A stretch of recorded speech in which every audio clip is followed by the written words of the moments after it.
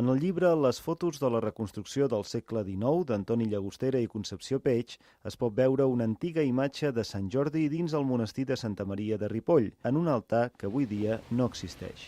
Membres del Centre de Difusió Cultural de Ripoll creuen, però, que el monestir va contenir un altar dedicat al patró de Catalunya durant molts anys.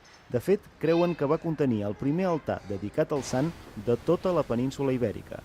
Per afirmar-ho, es fixen en l'inventari escrit després de la mort de l'abat Oliba. L'acte de consagració que indicaria l'existència de l'altar s'ha perdut, però l'inventari, que data del 1047, sí que es conserva i en fa referència.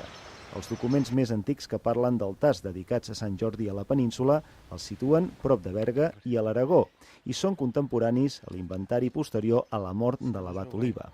El Centre de Difusió Cultural de Ripoll vol que es reconegui a l'abat Oliba i als monjos de Ripoll la introducció de l'advocació a Sant Jordi a la península, tal i com se'ls reconeix la fundació del monestir de Santa Maria de Montserrat, l'altra patrona de Catalunya. Ripoll tindria de treure partit d'això perquè podem dir que